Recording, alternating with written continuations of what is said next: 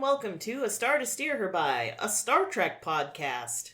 My name is Caitlin, and with me today are... Jake, Chris, and Ames. And we're here today for episode 263, Woo! wherein we will discuss 2 more episodes of Star Trek The Voyager. This week we'll be talking about episodes 18 and 19 of Season 3, Darkling and Rise. Bad names. Very bad names. I see a darkling rising. Ugh. Don't smile at me. Alright.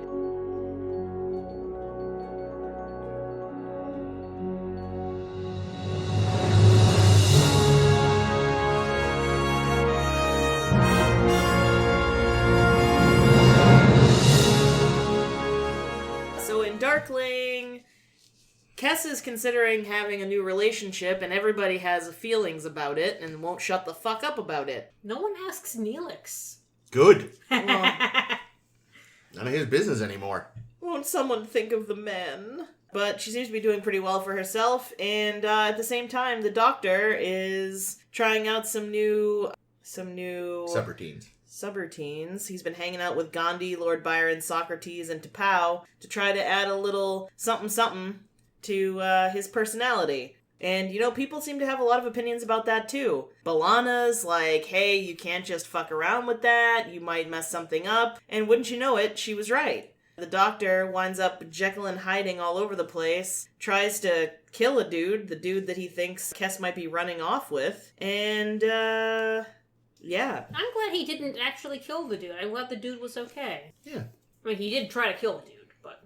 And all of this sort of culminates in a weird scene in the end when, the Doctor tries to... It's kind of kidnapping Kes, trying to make her stay, and it's great. It's good stuff. That's the whole episode, really. good summary. Thanks. So, Concise. This is I like the one it. Caitlin understood, too. What? Was I wrong? No, there's usually more detail, so now I was just like, I appreciate it. I think jump in. we should all strive to be that concise. Did you hear yourself last week, Jake? No, I know. It went for hours. It was fucking terrible. this episode is a mixed bag, because, really, like I said at one point while we were watching it, it's Kes's father figures talk down to her week. Because, both Tuvok and the EMH are just kind of like, where have you been, young lady? It's like, It's past curfew. fuck off, she's an adult. I did appreciate that Janeway was basically like, get it, girl, within the confines of, sounding professional. Yeah. That was a nice change of pace after all that. The two of them get it. Yeah. But then, so that was the bullshit with Cass was very frustrating. But then just watching Robert Picardo ham it up was a delight. The most ham. So much. The most ham since the pants shittings back in Firefly days. I guess originally the script had him be even more perverse and psychosexual, especially with Cass. So they lessened that a little, but Jesus. it still And gave the lion's share to B'Elanna. Yeah, that was kind of gross. Yeah, he gets a little handsy with B'Elanna there. Yeah, I could He's done without that. She came to sick bay because she was having tummy troubles, and he was being a creep. Yeah, could have done without that. Well, what I'm glad we didn't do without is this scene that got removed, because there was originally a scene in which Kes walks into the holodeck where evil EMH is hanging out, experimenting on a whole bunch of hollow Kesses. No, And thank she's you. like, what? And he says, just trying to get to know you better. And yeah, we didn't need that. Jesus fuck! No. Why? What? No. God. Yeah, glad that was cut. Yeah, that's rough. And creepy enough watching Gandhi's head wheel around. Okay, that was pretty good. That was genuinely kind of creepy. So then just cutting to, in half Aristotle with a hollow middle was sort of anticlimactic. Socrates, whichever. Dead Greek guy. Yeah, I didn't quite understand what was going on with them, but also... I mean, it seemed like he was trying to figure out... What made them tick? Yeah, how holograms worked to see if he could fix himself, but he didn't.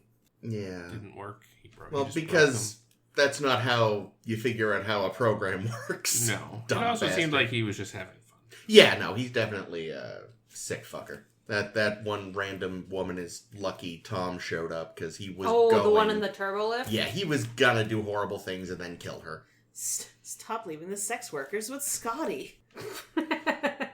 So you said he brought in his own contacts? Yeah, I guess Robert Picardo was in a movie, it was like a werewolf movie called The Howling. Oh, I've heard of that, I think. And he kept the corneas, the contacts from that movie, which I guess you can just do sometimes. You just keep your costume and makeup pieces.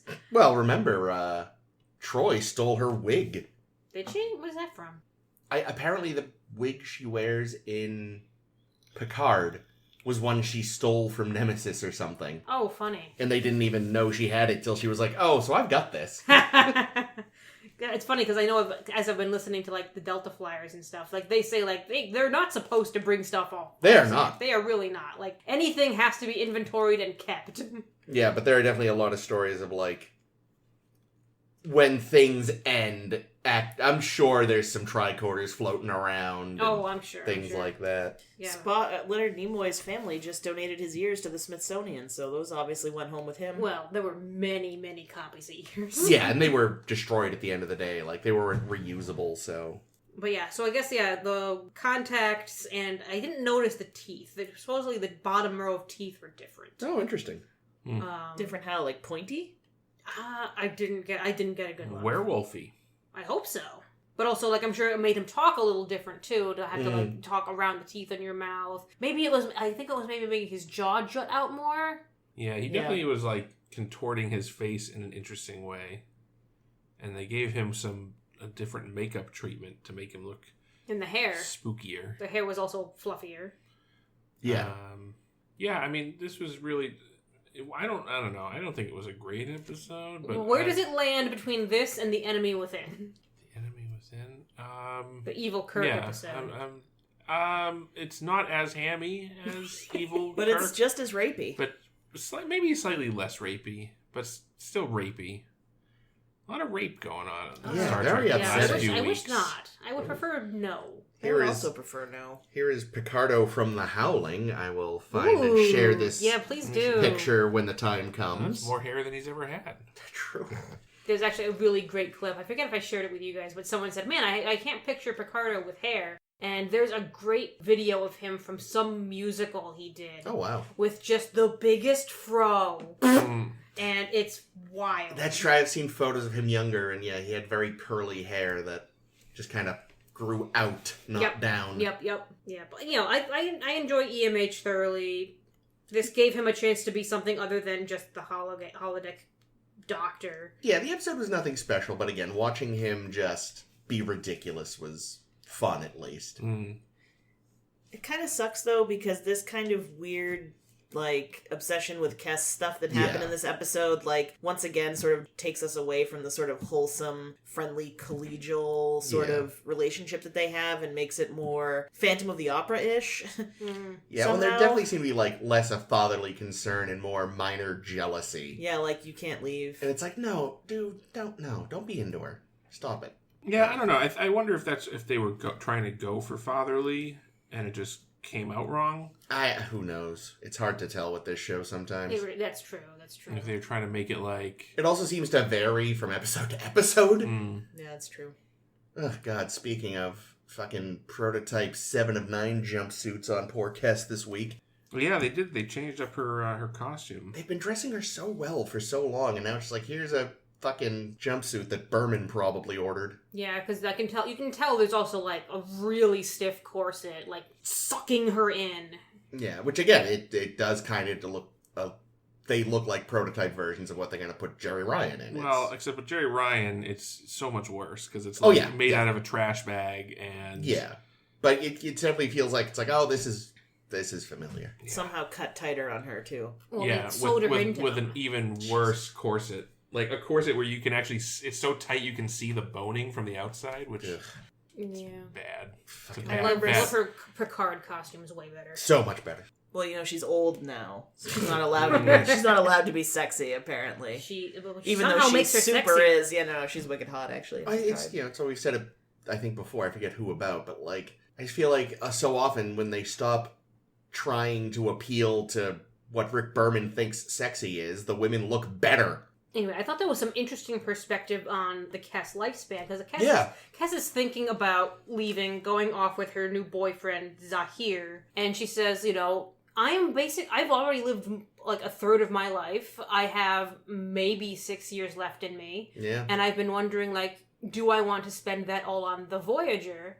Or do I want to have different experiences with this guy? Experiences like my race would never have had. Yeah. Like, she's living a very interesting life for a... Why have I lost the Ocampa. species name? Thank you, Ocampa. And good for her. Like, she's living her best life. I mean, I kind of wanted her to go with the guy a little bit. Yeah. Well, plus, like, she's living under a pretty smallish roof with, like, her ex. Which is gonna make things weird.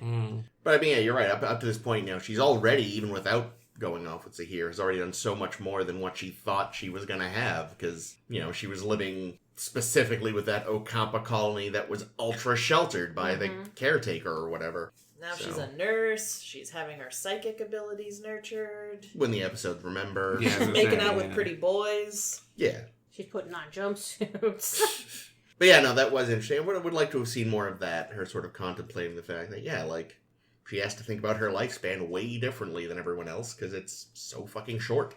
And honestly, in that way, her, running off and making a huge mistake with a guy is, both... more consequential and less consequential. Because on the one hand, her lifespan may run out before she has time to realize she's fucked up. 6 years is not that long. Yeah. It makes me wonder, how do the Ocampa accomplish how they accomplish anything? if they have such short lifespans, how does a body of work that takes a long time come to any fruition? I mean, they're basically infantilized by the caretaker, so That's I don't think true. they're accomplishing much. Yeah, it's unclear what their society would have been like previously. And what it's like now. The bad Ocampa that hung out with the other caretaker seemed like they... But they live slightly longer. They live longer, exactly. Which makes me think that maybe the Ocampa are by nature just bad, or just horrible things that use their psychic powers for evil. Well, they do say only the good die young. Yeah. That is an Ocampan proverb. proverb. maybe the planet that the caretaker was on was more like a prison than, like a place to keep them isolated. There's actually... Is it a Bradbury? There's a short story I read years ago which dealt with this colony that sprung up because of a crash landing. And there was something fucked up about the planet where people live a week. They're born, age, and die in a week. Wow. Or some crazy short span like that. And so they mostly just sort of, spend their very brief time alive being just very instinctual. It's food, fuck, die. And but Sounds there's like my Friday, am I right? No, wait. but there's been a group of scientists working on making a rocket to get off this planet so they can, live normal lifespans. And the whole thing is just basically you do as much as you can in your week while also passing on as much knowledge as you can in the very brief time you have. So I guess it would have to be something like that. There'd have to be a very strong mentor tradition. And certainly when you consider a week, 9 years suddenly seems like a whole bunch of time. Yeah, a week I don't think it's fucking possible. You can't even get caught up on the things before you've already died. Yeah. And as we've established, as the show is established, we've noticed is it does seem like they have very good memories. Yeah. They've adapted to their short lifespan. They can learn very quickly. They retain stuff very well. So that lends itself to a short lifespan to be able to learn and pass things on. And Yeah, occasionally this kind of stuff gleans to the surface with Cass, and that's all the good Cass stuff. Yeah. When you let Cass actually be a character, she is a lot of fun. She is. Also, been I feel like they maybe didn't do as much of it as they could have, but just this discussion of the fact that these figures all had this kind of very the sort of this dark side that they and the AMH is separate.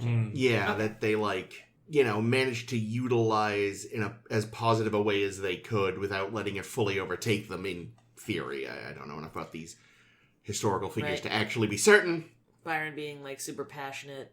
Yeah, and it's emotional. It's almost like I think when you said it at some point when we were watching, or maybe it was last week, but it's kind of akin to when Kirk was split in two. and it was like the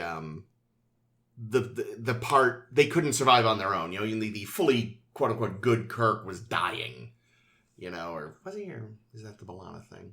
Anyway, you know, it's like the dark side is there, and that it's necessary. You just need to also not give into it. But the sort of the drive it provides can be, what's the word? I have no idea what you're going for.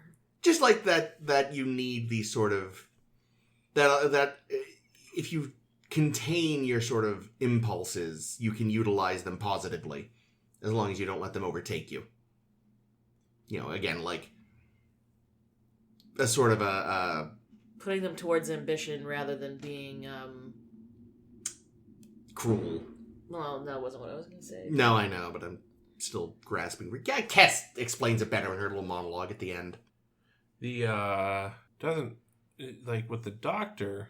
I don't know, because he doesn't like incorporate any of the other personality into himself. Well, right, that's the problem. I think he's all Doc, except like this wasn't so much It's- a split personality as two completely separate people. Yeah, he Jekyll and Hyde himself. Yeah, this is way more Jekyll and Hyde than Enemy Within was Jekyll and Hyde. Yeah. Because in Jekyll and Hyde, Jekyll stays roughly the same.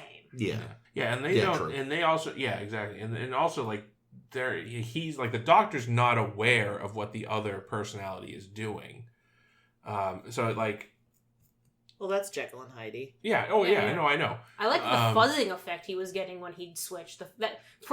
For I know we've seen some bad CG in this show, and we're going to see a lot more bad CG in this show. Oh, yes. In today's episodes as well. But I kind of like the fuzzing effect. It accomplished what it needed to. It looked fine. Yeah, it was a fun way to do it.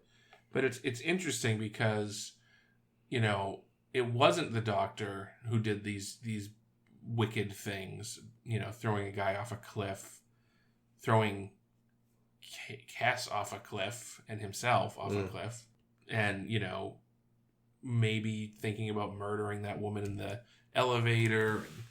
Would he have survived the jump off the cliff? Because he's a hologram. It depends. Maybe if his device got broken. Oh yeah, there's the device. Yeah, it would depend on how he landed. Like, if he, landed on his left side? Mm. And he was on his right sleeve. Or... Either way, if he landed on the arm the thing wasn't on, in theory, he'd be fine. If he landed on it, yeah, no, he's gone. I think it was. I wish when they did a transporter effect for the Doctor, I wish they just showed it on the device and the whole him. That's There was I like that. actually a post on shitposting the other day making fun of that fact. Nah. That it should just be that, you know, like, he should probably, fade. Yeah, he But should the just turn off. sparkle should just be on the... Because They you're should not use beaming up hologram. Yeah, whatever the effect that they use whenever he deactivates himself Yeah. would be the same kind of thing. But anyway, what I was getting at is that, you know, who's responsible for that? Like, who's responsible for injuring that man or trying to murder Cass? I mean, to an extent, it is still the EMH's fault because he was fucking with his programming without the requisite knowledge. Yeah. You know, he was sort of, again, to the Jekyll and Hyde thing, he was experimenting on himself, essentially. So should he have to spend some time in hologram jail? Some time out. With Vorik. Yes. Horny jail. No, he can crash with Suter for a while. Oh no! Love Suter. Yeah, It that's does the seem thing like there should have been some consequences for the Doctor because as a result of his tinkering, like, he put many people in danger. I mean, we don't see consequences most of the time for episodes. True, but I would have at least liked if Janeway, like, gave him shit and like, yelled at him for a Well, bit. she's had to give people shit every episode for the last couple episodes. I mean, That's sort of been her only thing, is being the referee to other people's bad decisions for a while. That's true. The problem, too, is, like, you know, like, first of all, he's your only proper physician, it would seem. But also, what can you really do? Like, scrap out the who's a what's-its. He doesn't care. He doesn't get tired. You know, he doesn't get annoyed. He doesn't get happy, he doesn't get sad. He just runs programs. I would just take away his ability to modify his own program. Well, that Oh, shouldn't have been a thing to that's How begin many with. times do I have to tell them to put locks on the doors? exactly. And that's kind of the thing about this episode, too, is it also just kind of ends. Yeah. Like, I kind of missed how did we resolve the whole Hyde program. It just went away. Yeah, and when he they was back beamed, to himself. Yeah, when they beamed back, he was just back to He himself. was normal. Well, they we don't implied have to think about B'Elanna it. had been working Done on it, something right? off screen. Yeah. Yeah. We were told. Like, just Not in shown. time, we fixed it so that we can transport you, and just in time, you beam back as the right character, and don't just beam back as Hyde and kill some transporter people. Yeah. Well, I guess that was the other thing too. His subroutines were breaking down, so I guess. I know, I love freaking Chakotay. We just have to stall him. You just told him you're stalling him. He's right there, you know. And while it didn't really make a ton, it was all very convenient. Again, just Picardo being on, put those down before someone gets hurt, and I have to clean up the mess. And he makes fun of the clothes he's wearing, and he's just very the EMH. He takes his contacts out. What are these doing in? These are really uncomfortable. Yeah, I did. Yeah, regarding Kess's little speech, the one of the elements of that speech, which she says to the effect, something to the effect of, no, I think the doctor said this: darkness is more fundamental than light, and I'm not sure that's true. Well, in the most literal sense, light sources are temporary. Yeah, Even but the star burns out eventually. But that's what fundamentals are. Darkness is lack of anything. That's what I mean. So at the end of the day, darkness literally does win. But that's not fundamentals. Yeah, it seems like the writers were feeling a little... Byrony? Yeah. Oh my god, they're subroutines! Oh no! Get him out of there! Never trust a writer. They're all emotionally warped weirdos. I don't really know much about Byron historically. Was he really prone to depressive mood swings or something? I'm not gonna lie. Everything I know about Byron Came comes from Spock. I was gonna say Arcadia, but that too. I thought you were going to say this episode. That too. Was he Mary Shelley's husband? No, that was Percy Shelley. Oh, doy. But But he was there that weekend, wasn't he? Or something? Yes. there that weekend. What Where weekend? it was the Shelleys and the big else Shelley orgy. were all sitting around and they came up with stories, and that's where... Percy Shelley and Lord Byron were best friends. Okay, yeah, so I think he was probably there when Mary Shelley came up with the idea that would become Frankenstein. Frankenstein. Yes, Frederick. Maybe. Yeah, I know, Percy Shelley died tragically young, and Lord Byron wrote, a poem about him, or the other way around. They were best buds, that's all I know. A lot of them died young, what's his name? Yes. Amadeus? River Phoenix. Rock Amadeus. No, but another romantic poet. Jim Don't Morrison. ask me. John Galt? No, that's that John Galt. horrible Ayn Rand character. John Polk? No, that was a politician. I'm not gonna get it. So Neither am so I. It doesn't matter. I'll just look it up. John. You're gonna look it up, and I'm not gonna have Paul heard of III. it. So. John. Lil Wayne. Lil Nas X. You're just looking up poets who died young. Keats! John Most of Keats! I almost He said died young? Keats. Mm-hmm. How young? Well, 23, but he looked about 60. 25. Oh, that is young. But he looked about 60? Damn, Probably. And he got shit done in that time. What makes my life look like crap? Well, again, they were all... the thing is, they were all working... I mean, what did he really get? He was a poet. I mean... We still talk about him today. Back in the day when you could kind of do all right with that. Mm. But also... Drink yourself to death by 25? Well, he had the tuberculosis. Oh. But, that's the thing. Tuberculosis. Really think about it. What They want to impress us. They should have not died of TB. Jesus. Fucking jeez. Breathe much, buddy? But here's the thing. Let's tie this back to the episode. Oh, good. Because you're talking about oh, they got so much done. Because here's the thing. Yeah, he didn't know he was gonna die. Yeah. But on the other hand, nowadays, Yes, does.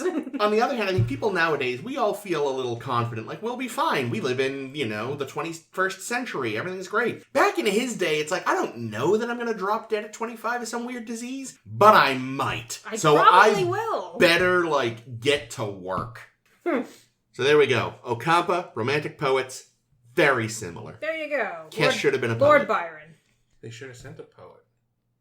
I want to talk about the creature moon that our new friend Nakan, the guy who runs the pub kind of guy, the cretin guy who looked like he was going to eat Janeway. Seriously? Oh, God. Yeah, no, the way he was telling the story, it's you think this is going to get you laid, and that's gross. And then he pulled out a gun randomly. This Yeah, he was a jerk. That's a creepy dude. Yeah, he was wild, but I love Janeway kind of seemed into it, though.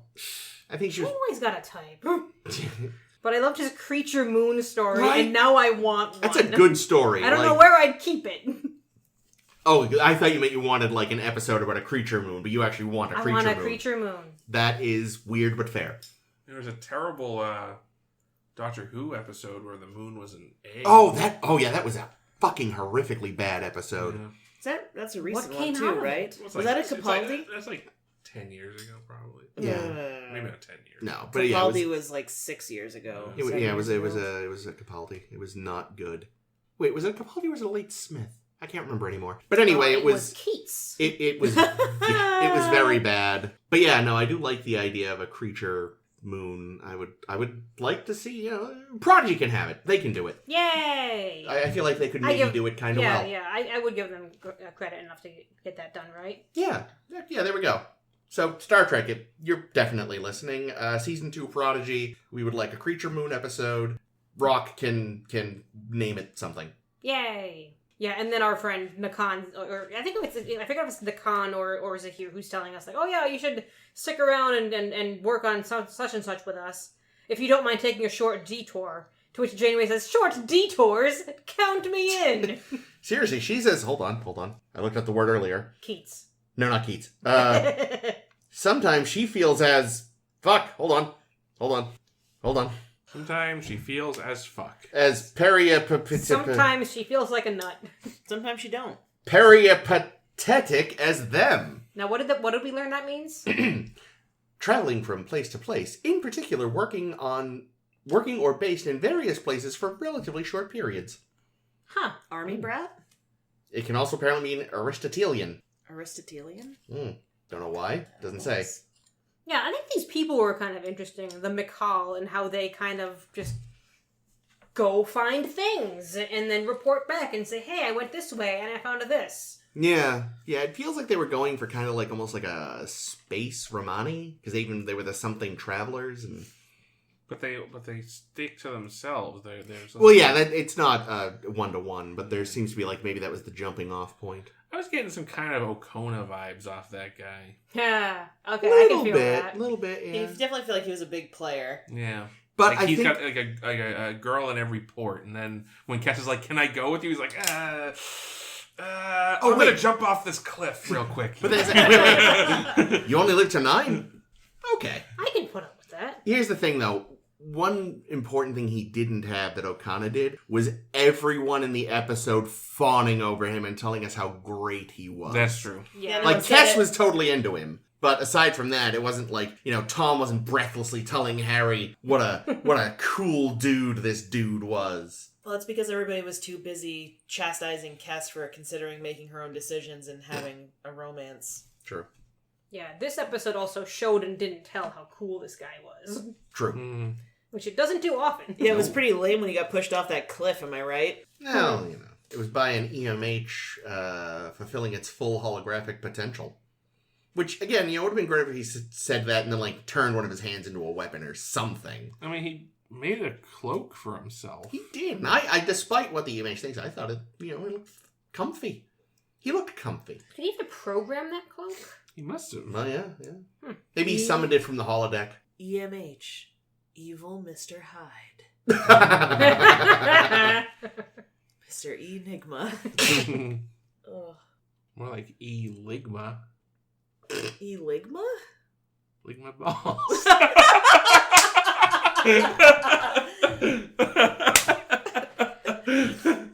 That was nice. good. That was a good one. Bofa.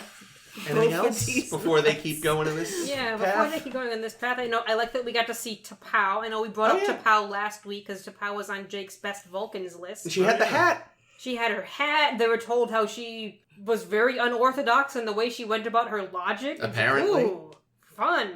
I bet she's most of the personality in that subroutine.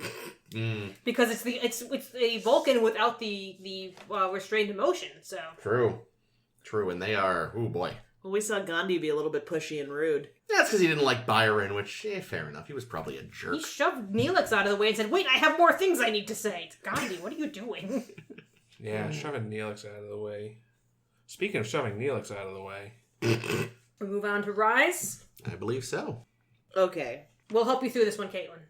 God, I hope so. Basically, it seems like Neelix is going down to a planet or an asteroid or a thing with Tuvok. Planet. Thank you. And it's part of his training, apparently. And he's afraid he's not going to make Tuvok proud, which comes up later. And they're going on, it's like a rescue mission. They're going to save a dude, but it turns out that there's like a mole down there who starts killing bitches. You might want to bring the asteroids into this. No, see, I didn't even understand what the fuck was going on with that. So please, Ames, by all means, bring in some asteroids. From what I understand, asteroids have been pummeling this planet. Mm-hmm. The Voyager has come in and said, hey, we'll help you have your planet stop getting pummeled by asteroids. And they're like, yes, fucking please.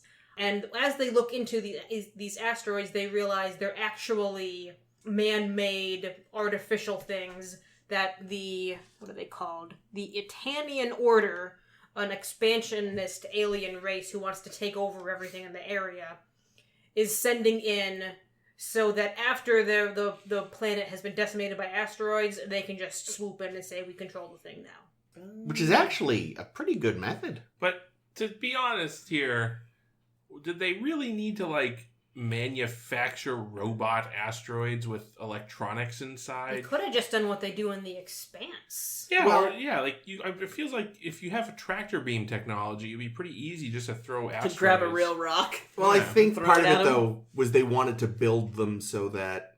Because remember, they part of the issue was they were going, based on their scans, because I think they were also fooling their scanners from a distance.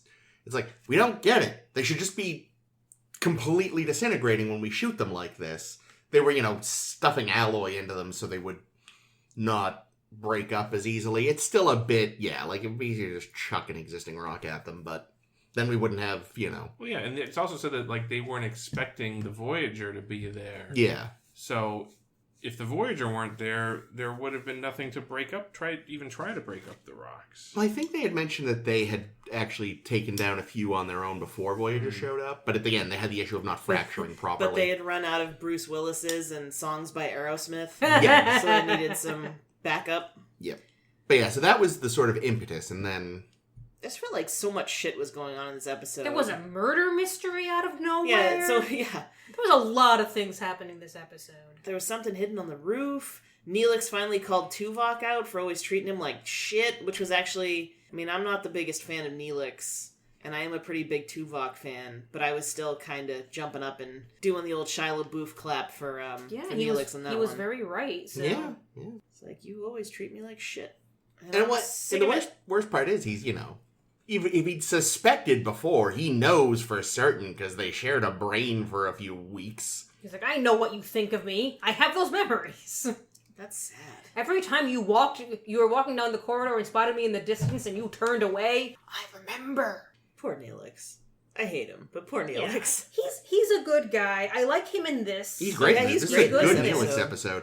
I wasn't expecting this to be a very good episode because it's not highly rated, and it's basically said like these 3 episodes, spoilers, including one of them for next week, are supposed to be like a trilogy of bad.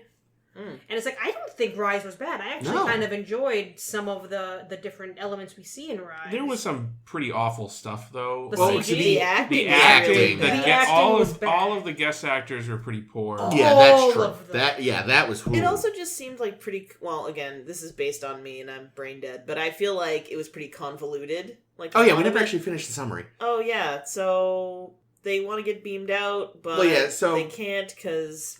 Yeah, Go let ahead, me... you do it, please. Because I think I more or less got it. Good. Space elevator. Yeah, so Great some glass scientist elevator. calls up, because who's on the Voyager Who's are... on first?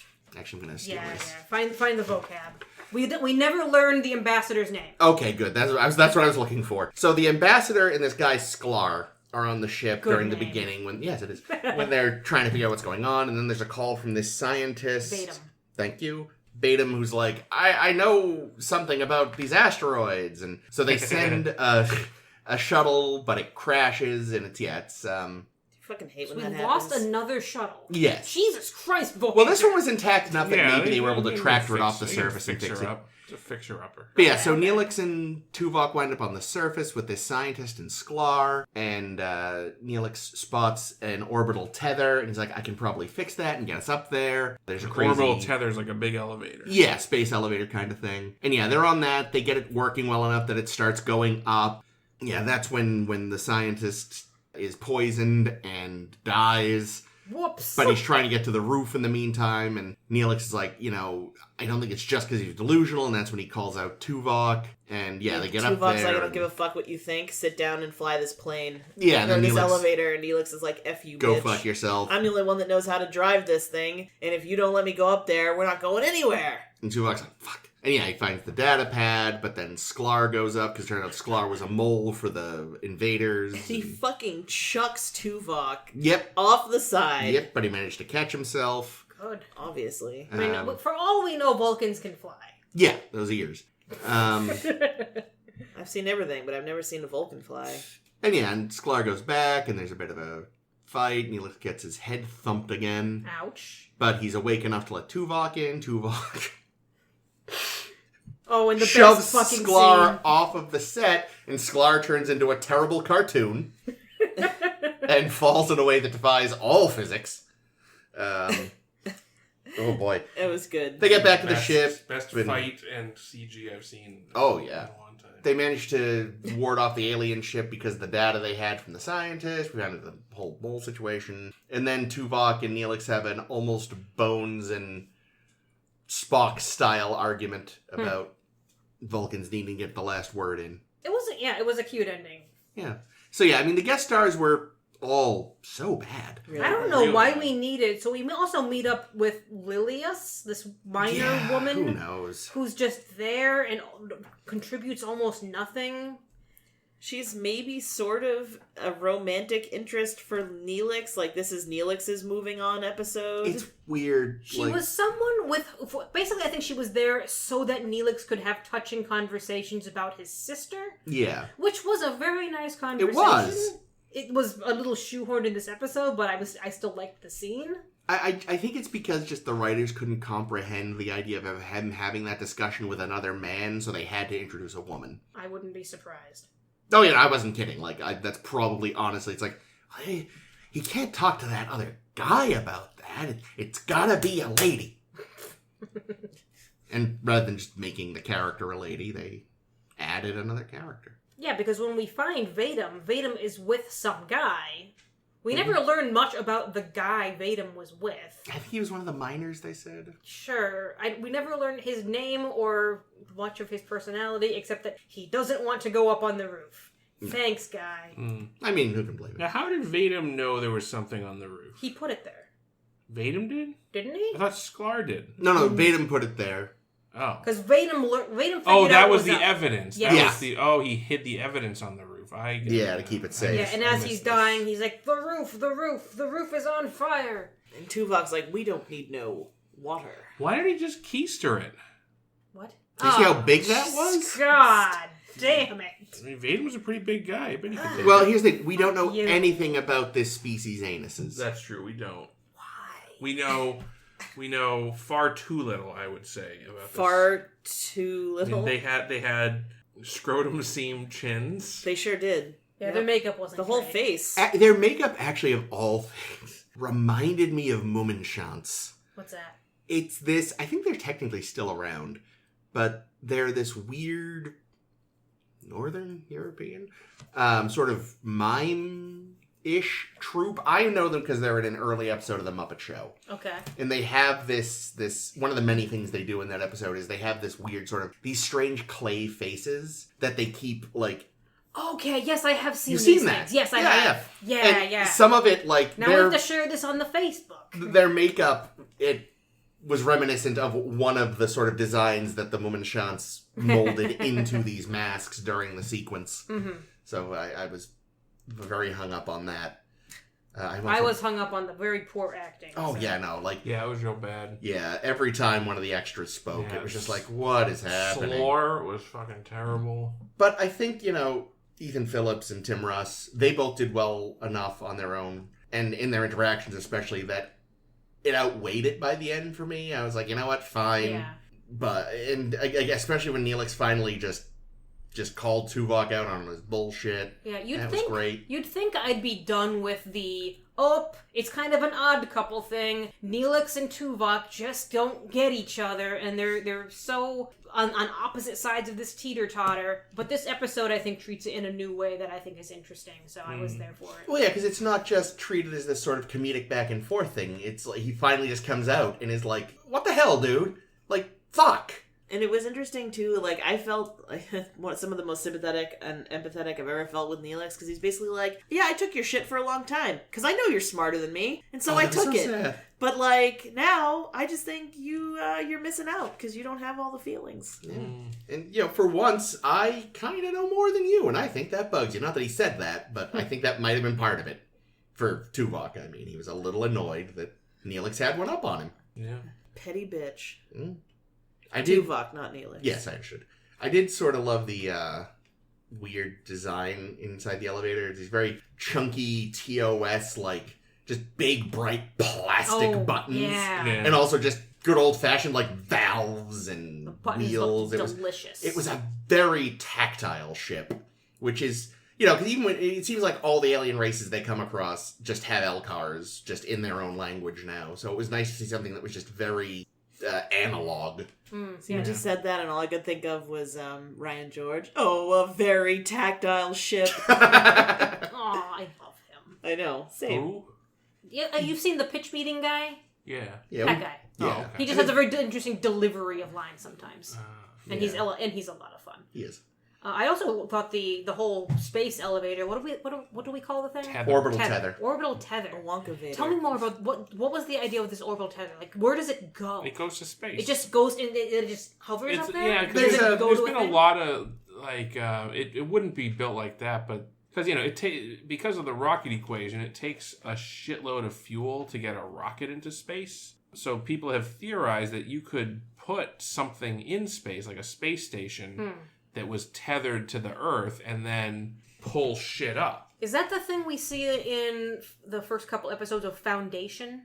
No, I mean that's more just like a big fucking elevator. Okay, that's enough. Like I feel like a space elevator would be like like a cable. Yeah, basically. It would be like a really, really strong cable that you would just yank stuff with. But yeah, it's being held up just literally by something in orbit. Yeah. Oh, that's cool. Whereas this looks like a physical structure, and the thing in Foundation was like a physical structure.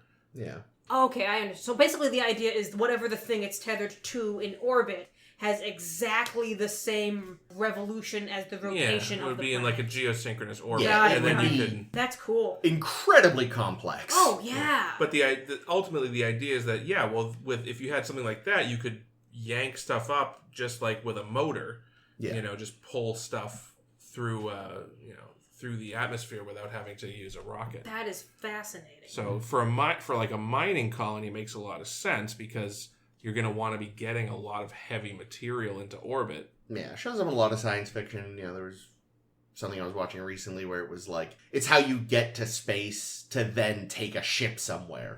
Because again, it's cheaper and easier to get someone... Was that Gundam? Yes. Were we watching Gundam? We were, yeah. That did that? Wow. But yeah, someone takes an elevator up and then you get on a spaceship and that spaceship... Because you're already in space. I was literally just going to ask if it was the same as what they were doing in that Gundam. What show was that? Seed, I think? Yeah. But yeah, it shows up a lot in science fiction-y things. And... It's a great idea. It's the same kind of like great idea you see in like the Dyson spheres. Yeah. Things that are fucking impossible to our current minds. I mean, they've talked about building space elevators. Like, probably when this came out was around the time when space elevators were like, oh, we're going to build one. We'll have one by, the next 20 years. Oh, the poor things. But yeah, they did mention that there was actually a station somewhere up there, but their goal was just to get beyond the ionosphere so they could get a signal out. I feel like, just like with the last episode, this one was just kind of wrapped up very neatly at the end, where it's like, okay, we've made it to space. Oh, we've made contact with the ship. They're in a battle. Cut to everybody's on the ship somehow, and we're still in the battle. Well, wasn't it you that brought up? Didn't you say something about like how are they going to beam on with the shields up? And then they were just there. Yeah, you said that during when we were watching. So, I don't know if it was me that said. Somebody said. I thought it was you. I think I said that. Or you? But I also don't care. Sorry. I'll give Jake credit because I also read about it. Nope. You know what? One of the Jims said it. Jim. But yeah. So they beam through the shields, but also like we don't even see the beam out. Yeah. Oh, they had to. There was so much happening in this episode. They just had to go. Yeah, I feel like there was too much. I feel like I would have not needed the plot of having to have a battle with this other ship. Like, I feel like they could have written around that. Yeah. Then what is the way you wrap it all up? I think it would be We much more have your interesting if info we're just now. stuck on this thing, which is like, it's essentially like a train type episode where you're trapped on the train and there's murder about... Murder on the Orient elevator. Yeah, and like you're trapped in this confined space. There's tension because people lack trust for each other. You have... They could have made a bigger thing out of the potential lack of oxygen, which was kind of never actually an issue. Yeah, it went away quickly. The lack of oxygen. Well, after that guy died, True. Yeah, that much more oxygen for the rest of Yeah, us. they definitely had that gun on the shelf and never fired it. Yeah, so you get the lack of oxygen. I wish the murder mystery had been left a little longer. I mean, it was pretty clear, I think, that it was going to be Slor, but... Sklar. Yeah, but I keep calling him... Because for whatever reason, it makes me think Slurm. the giant Slor. From Ghostbusters, From yeah. Okay, Ghostbusters. that's yeah, right. It's one of the many The things. forms of Gozer. The Destructor Oh, okay. that Rick Moranis rattles off when he's possessed. Wait, is that the first Ghostbusters? Yeah. The only good one. Oh. Yeah. Granted, I also thought, like, every time all the Nizu, the people of this planet, are doing literally anything on this elevator, I'm like, Tuvok, just nerve pinch them out, and we'll deal with them later. Well, plus, you figure if they're unconscious, they're probably breathing less Exactly, heavily. yeah. That's true. Anxiety guy was probably using up so much air with his anxious breathing. Yeah, they did something like that in early Expanse, where they're like in a room, they're going to run out of oxygen at some point, so they just knocked out a person or two and said, we'll wake you up when we have oxygen again. Or you'll die in your sleep, which is much kinder. Yeah, and you'll be fine. Either way, win-win for you. So the reason why Tuvok is the one to go outside is because his lungs are capable of breathing a thin atmosphere. Mm-hmm. And no one else wanted to go. But then Sklar goes out there and he's fine. He's Well, fine enough to get into a fight. He didn't say the others couldn't. He would just be better off. Was Did Trioxin... no one notice Sklar going out there? No, they did. They were, did? what are you doing? And then he went out there. Oh, okay. Because he was already most of the way there. And he How they came- didn't notice that long, I don't know. And then he came back evil. Yes. Was Trioxin the thing Bones claimed he was giving Jim in Amok Time? Yes. Thank I'm you. 99% certain because I was like, I've definitely heard that before and I couldn't remember why. And it was actually the fake death But, juice. Yeah. Oh, right. And it's because Vulcan has such a thin atmosphere, which Yep. is why Yeah. Tuvok can survive outside. Yeah. Horrible planet. Seriously. No one of the Romulans left. Oh, speaking of horrible planets, our planet, because I watched the movie that has yeah. very, very strong connotations in this episode. Not links, strong plot points to this episode. There's a 1965 James Stewart film. Jimmy Stewart? Jimmy Stewart, he's fun in it. It's called The Flight of the Phoenix, which is very interesting. Oh, I think I've heard. Didn't they remake the poorly? They did. Not too long ago? I haven't seen the remake. I watched the original this past week. Here's the very quick gist of this movie. We're flying around in an airplane over the Sahara Desert somewhere. We're going to, like, Libya? Somewhere. Plane crash lands. Oh, noes. And as we're realizing, okay, we've got, like, 12 days worth of water. We've got unlimited dates to eat. We're going to get sick of dates real fast, guys. And we're going to wait here and see if anyone finds us. However, there's this German engineer who says, I bet I can get this plane working again. And they're like, fuck Does you. he say it in a really bad stereotype accent? It's not that bad. It's not that bad an accent. We shall get the plane working again. That's him. With my German engineering. I am very efficient. If you're cooking. Yikes. And Jimmy Stewart's like, no, fuck you, guy. We're not doing that. Until someone else talks to the guy, and the guy says, "Yeah, well, I'm an engineer. I build airplanes." And then they realize, "Okay, we'll let you try to fix this airplane." And they spend a very long time trying to fix this airplane, and it's continuing to not go well. They lose a bunch of people to various things, and finally, in the climactic scene in the last 10 minutes of the movie, James Stewart is talking to the German guy, and the German guy says, well, it should work. And they're like, how do you know? Why should it work? You say you've built these things. He's, well, not exactly. I've never actually built an airplane. In fact, I build model planes. I'm an engineer of model airplanes. So they lifted that directly for the holy It's shit. a great scene. And, That's and amazing. Everyone's like, trust in this guy falls until he reminds us, like, yeah, but model airplanes work better than real planes. They have the same, like, it's the same propulsion system, it's the same fucking physics. And then they get it working and they find an oasis and they all take a dip. Nice. Yay! So I'm thinking the guy's accent was good because he was actually German. Oh, good. Hardy Kruger, who, amazingly, Father only, of Freddy Krueger. only passed He away. was a nightmare to work with. Only passed away this past January. He was that's sad. 93. He was good in this. Yeah, good for him. Try- You know who else was in it? Lou Morin was a young Richard Attenborough, Mm-hmm. better known to you guys as... I was gonna say, is that Jurassic Park? Yeah. We'll be covering that soon. I'll be very we excited. will. We have a T-Rex. Also, I said it was remade recently. It was remade in 2004. That's recent. Almost 20 years ago. That's my It's still my recent. version of recent. I still think 2000 was 10 years ago. Samesies. We all believe that lie. But yeah, I'll have to... I kind of forgot about that movie. I'll have to check it out one day. What is it called again, Ames? Flight of the Phoenix. Reminds me of Pitch Black. Ames, your voice is so much Sounds deeper like than Pitch you. Black. Why does it remind... What, the movie or the episode reminds you of Pitch Black? The whole that concept of you're crashed in the desert and there's bad shit. Well, Except okay. in Pitch Black, there's monsters. That is not at all Pitch Black. Were there any monsters in this fight? No. I mean, there Was there a were phoenix camels. in it? Oh, God. Camels are cool. There was a monkey, and there was a moment where I could have sworn, it's very sad actually, there was a guy who got injured in the crash, and they're like, this guy will probably die at some point before we get back. And the guy gets sad and kills himself. But we learn this when we see the monkey run away from him, and then we see a lot of blood, and I thought the monkey had killed him. Monkeys can't be trusted, so... It's like when Bad Dates. Oh yeah, they had dates. Yeah, but theirs were good. And unlimited. Good dates. Were there any blind dates? Bad dates. Blind dates. 'Cause that was a monkey, wasn't it? The poison of the dates? Yes. What is this from? What are you talking about? No, the monkey's owner poisoned them, but then the monkey ate one. Oh, and died, then the monkey Aw, died. poor What the hell monkey. are you What are you talking all about? talking Raiders the of first Lost Indiana Ark. Jones. Oh, okay. Oh, I Bad haven't seen dates. those movies in a very long time. Can we do those for 10 Forward? We'll see. We have a bunch of 10 forwards on the schedule. True. And then we'll come back and look at that. Regarding this episode, one thing I liked, we start this episode off on an asteroid hunt with no context, and they Yeah. just let the actions fill in what's been going on. Yeah. Saying like, oh, we shot that asteroid and it didn't break apart like usual. And they're like, yep, it certainly didn't. And there you go. You got your context for the episode. Yeah, and you're like, who are these two weirdos on the bridge? Yeah, Oh, and they're I bad guess actors. I was just so distracted every time one of the guest actors spoke. Yeah, it was But pretty bad. Poor acting. Also, for some reason, even though it is not him, the Sklar looked just enough like the guy that played TV's Frank on Mystery Science Theater that I was like, Okay, I kind of see it.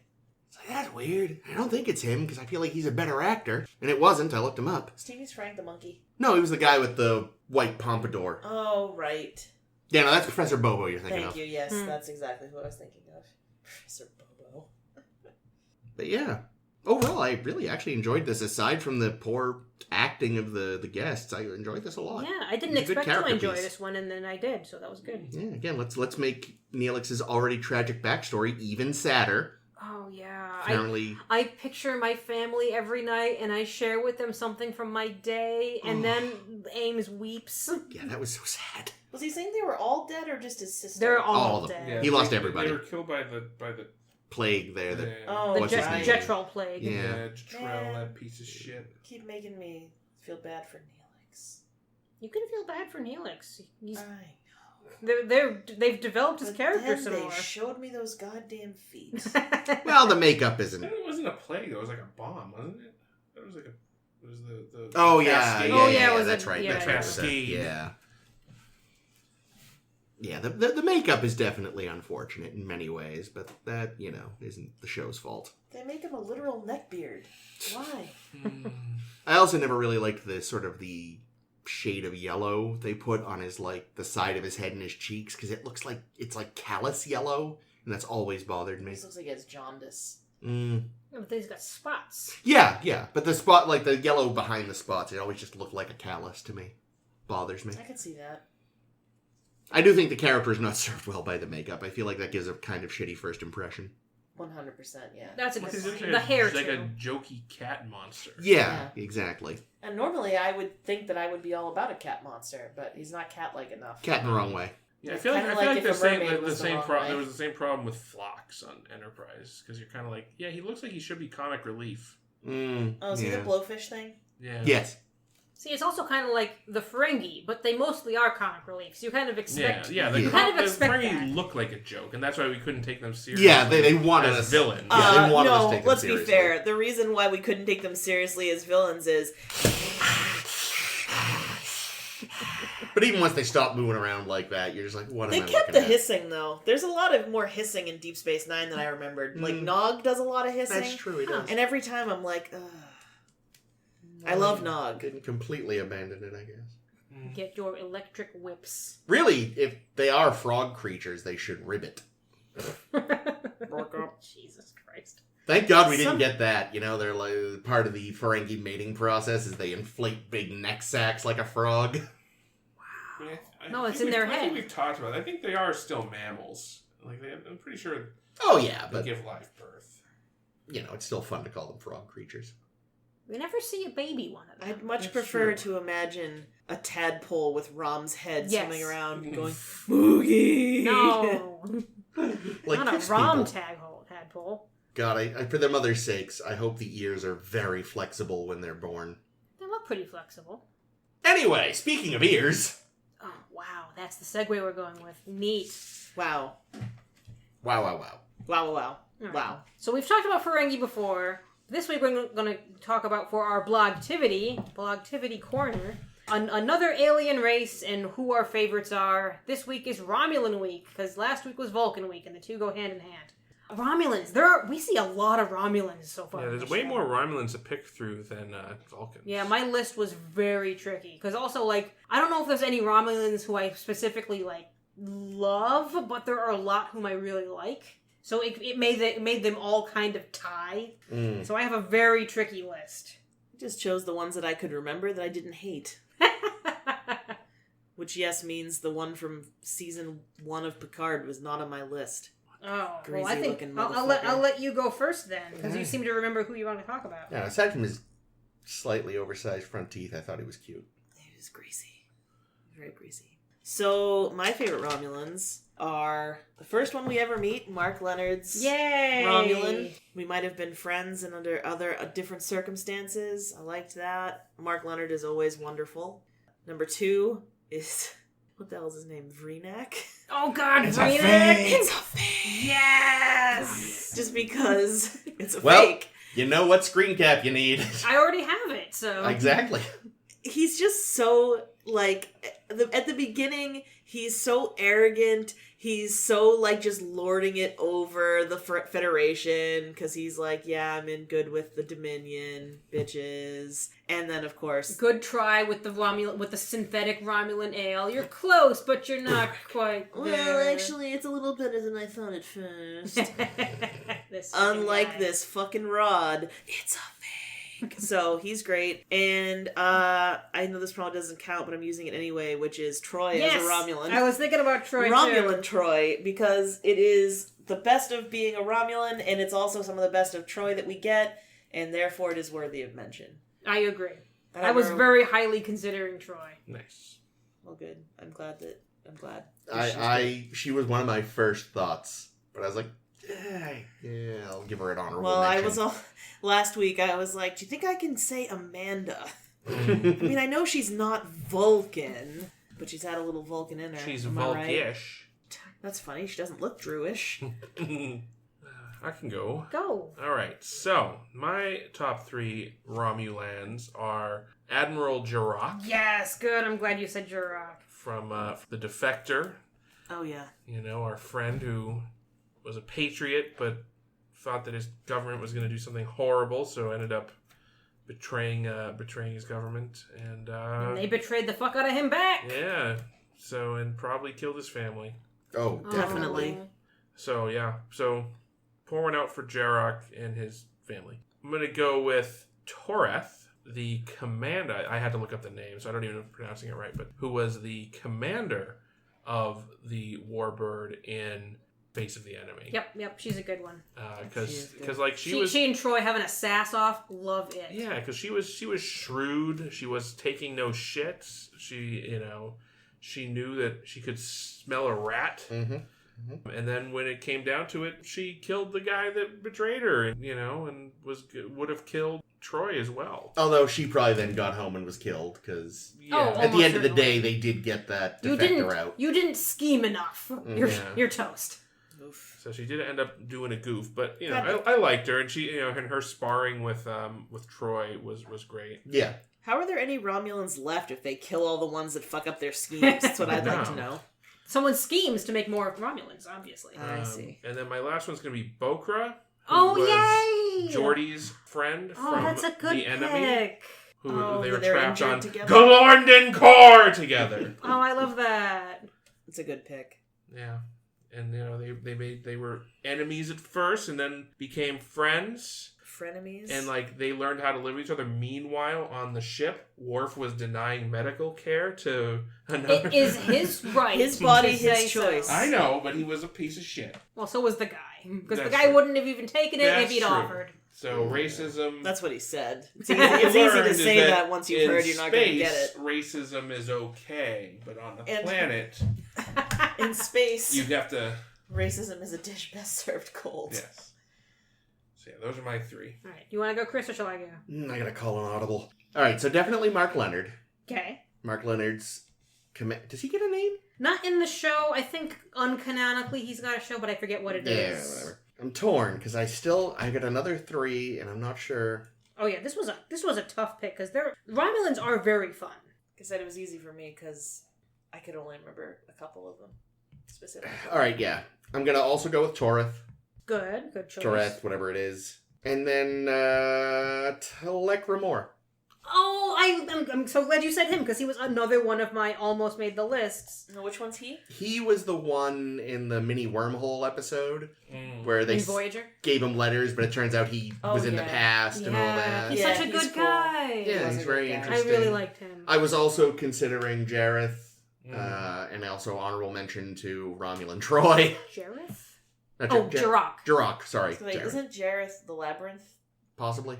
But yeah, I consider that was the audible, was between Voyager and TNG Admiral there. It was like, oh, it's one of these two, but which? I have to decide. But yeah, Mark Leonard was immediately, well, that's just obvious. Oh man, I have no overlap, and my list is also very, very fun for me, because even though it's absolutely ridiculous, I've got to say Sela.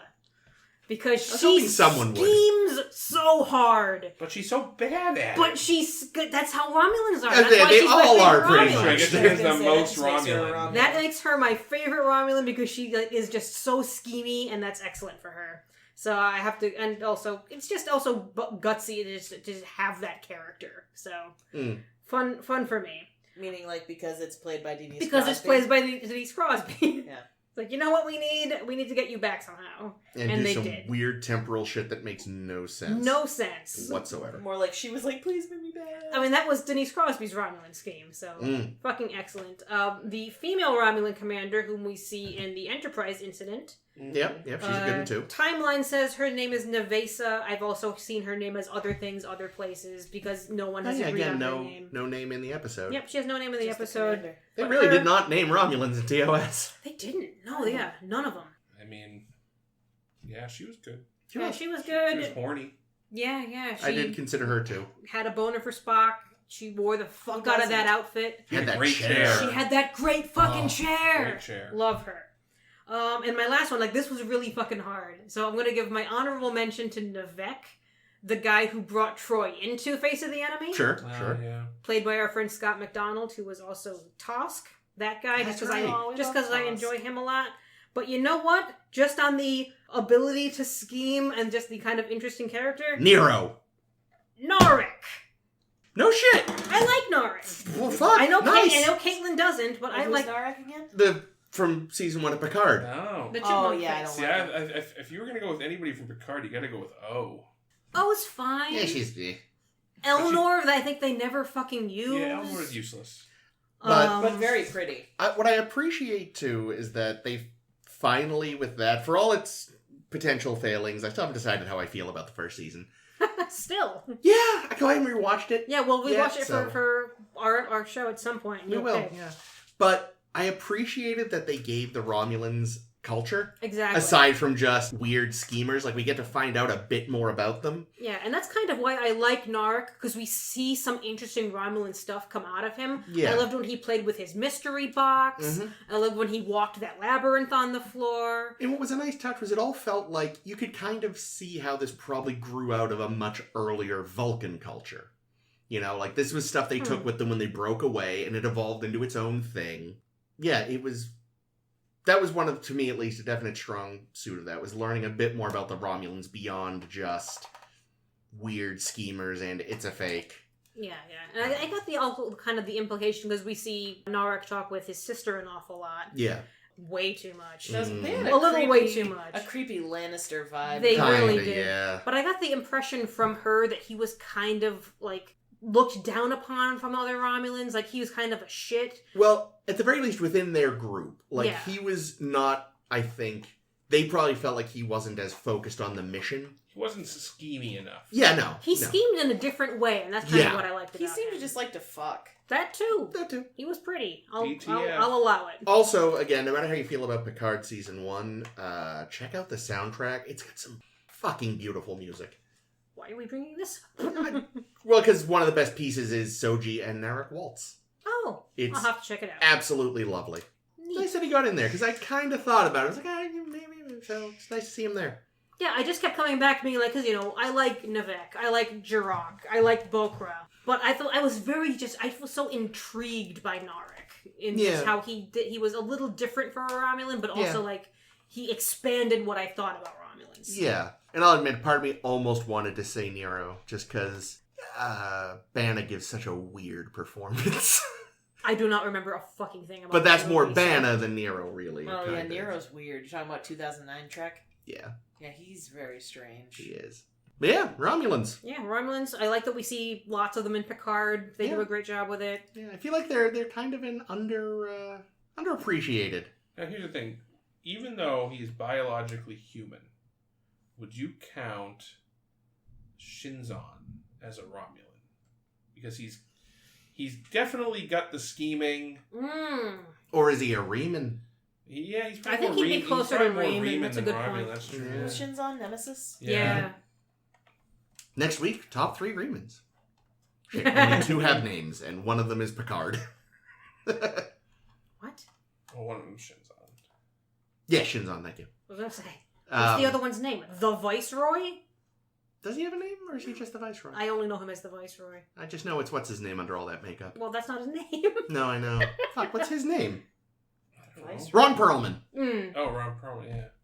Hellboy? Mhm. Yeah, I was also considering Kretak as a possible Romulan to bring up. She was the senator Yeah. that was buddy, well, not buddy, but enemy. With Kira for 10 Yeah. minutes, and then they were at each other's throats. Yeah. I thought about her. And then later, she's the frame job that. Oh, right, but with a different actor. It's a different actor, but it's the same character. That's right. I Yeah. forgot about that. I was thinking Donatra a little bit. We see her in Nemesis. She's the one that kind of flips and joins Yep. Federation Sees- against Freeman. Sees the writing on the wall. Yeah. Does she get her face melted? No, she's because she's originally on his side. So Oh, right. I think she's actually the one that brings the device to the Senate and walks out. Oh, you're right. Yep. What's the one in Picard Season 2? Torin? Talon. Talon? Yeah, I like her. She's interesting. Does not fucking make sense that she looks exactly the same as Laris. I mean, she's in the same fucking show as Brent Spiner playing yet That's another true. That's true. McFly or whatever the fuck his name. Sung. Fuck fly. God, I have so many thoughts about Picard Season 2. Well, I think because I know I at least want to do a Strange New World Season 1 wrap, and maybe you can tie in some of your thoughts. No, then. because it would take weeks Jesus to Christ. unpack. Yeah, we're just Picard gonna Season we'll 2. tackle season 2 when we get to it. Apparently. Wow. There's just a lot to unpack there. I want to unpack. Look at your little leggy. Wow. It's got such a tasty little lump meat. I know. Talking about Jake, The of white course. the white cat is here. Oh no, the white cat. Yeah, yeah. He's a good boy. Cats got pointy ears. Are they Romulans or Vulcans? Yes. Romulans. Vorta. This one's a Vulcan. The other one's a Romulan. I don't know. I feel like all cats are always scheming, so Not this guy. that's true. He can't tell a lie. But Vulcans lie all the time. Well, We saw cute Vorik dippy do it face. last week. You have such a cute dippy face, don't you? You're so cute. So, what are we doing Yeah, so instead of next week? Yeah, so next week we have more things to do. We have more Voyager that we are Voyagering through. We're getting closer and closer to the end of season 3 God, every surprising. week. Let's see. Next week is going to be episodes Favorite Son and Before and After. So that will be next week. Make sure to join us for that. You can follow along with all of these blogtivities. So I am going to have all these pictures of Romulans up on our SoundCloud. Nope. Tumblr. Wow. Our Tumblr page, SSHV Podcast. Links are all over the goddamn place. I'm sure you can find it pretty quickly. But check it out there. Check out all the other alien races we've been discussing. And just all of our other blogtivities. They've all been really fun. They have. Let's see, you can also friend us on Facebook and Twitter. You can follow all the other episodes of the podcast on SoundCloud or any podcast location. We're there. You can scheme along with all the Romulans, as we're going to be doing all the goddamn time. This has been Ames. This has been Caitlin. this has been Jake. And this is always Chris. It's a fake. It's a Jake. It's a cake. Ooh. I like cake.